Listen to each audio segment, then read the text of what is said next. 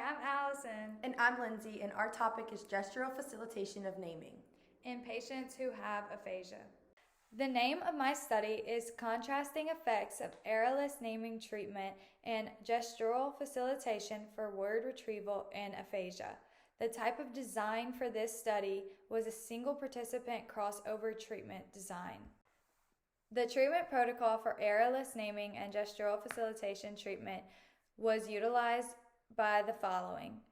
Treatment methods. Both treatment methods were carefully planned to implement elements of errorless training, avoiding errors as much as possible in initial treatment steps, but then increasing the need for effort and self-generation in the final steps of the protocol.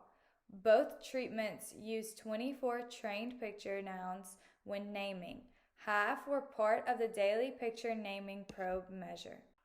Next was errorless naming treatment. Included the following steps. One of the 24 pictures that were target pictures and present for all of the steps. Participant was reminded to only respond when feeling extremely confident that the word was correct in all steps, and errors made were tallied across training steps. The 4 steps under errorless naming treatment were: number 1, clinician modeled the picture name that was correct, and the participant repeated that name 3 times. Number 2, participant had the written target word shown to him or her and read the target word out loud 3 times. Number 3, the clinician then removed the word that was written, having the participant keep the name in mind for 5 seconds. Lastly, clinician prompted participants to name the target picture once more and repeating it 3 times again, only if they were able to correctly remember the name. If they forgot the target picture name, clinician gave the name again and participants had to repeat for another 3 times. Next, we had gestural facilitation training. Following steps were included along with goals that were intended for parallel errorless naming treatment. A gestural component was added to the training to be able to determine the impact of gestural facilitation over errorless naming treatment protocol. One of 24 target pictures remained present throughout these steps. The 5 steps were included. Number 1, clinician modeled the gesture associated for the target picture and the correct name. Number 2, clinician modeled only the gesture for the participant. Participant had to repeat the gesture 3 times. Clinician manipulated certain parts of the body, such as hand and arm, in order to correctly establish and configuration, joint movement, and orientation. Step 3. Clinician modeled name of the picture, having the participant repeat it 3 times. Clinician broke the word down as needed to guide the participant into correct pronunciation of the word. Step 4. Clinician modeled the name of the picture and gesture, having the participant repeat it again another 3 times in a combination of both. And lastly, step 5.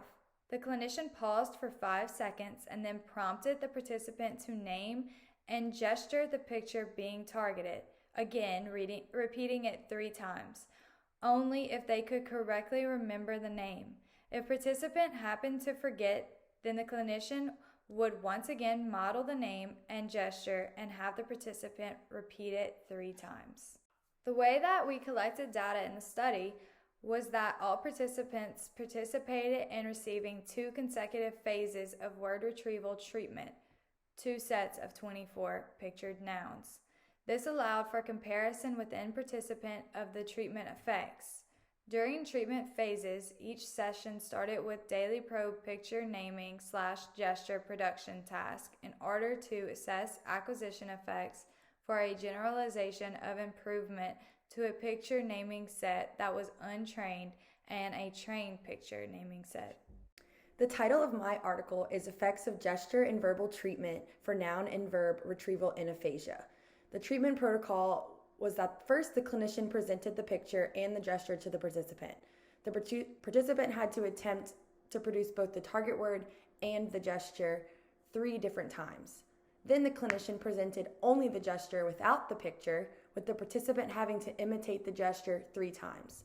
If participant incorrectly performed the gesture, the clinician would go in with hand over hand to correct the gesture being performed. Then the clinician repeated number 2, however this time only presented the target word and the participant had to repeat it 3 times. If participant presented difficulty when producing the word, the clinician would break down the word by syllables. After taking a 5-second pause, the participant was asked to describe what was happening in the target picture to the clinician. If participant proved that they understood the picture and displayed the correct response, the clinician would reinforce them. If participant's response was incorrect, the clinician would model the correct answer for them.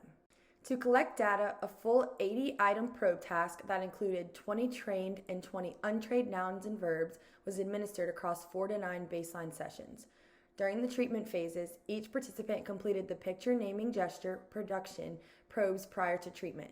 Due to slow response time, participants 3, 5, and 6 completed only half of the picture and gesture sets per session, such that the full 80-item set was administered every 2 sessions, whereas all other participants completed all 80 items within each session, 10 total administrations in the treatment phase. Correct responses also included a verbal response that could be identified regardless if there was an articulatory distortion.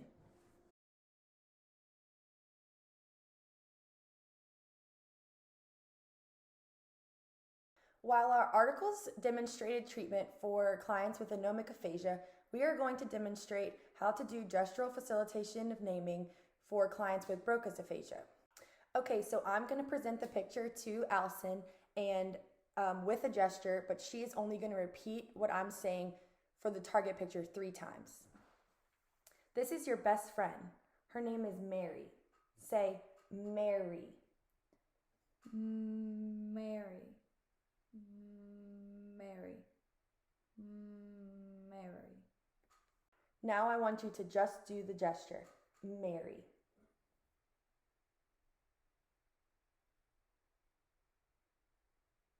Good. Now I'm going to have her perform the gesture and say the target word at the same time. 3 times. Mary.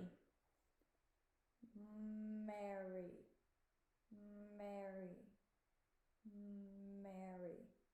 As a clinician, I pause for 5 seconds to allow the client to recall the target word and gesture being targeted. Oh, try like this. Mary. Mary. Good. So at first the client forgot the target word but knew the gesture. So as a clinician, because it was an incorrect response, I just went in and modeled the correct response and what I was seeking, and then the client performed it correctly, so we move on.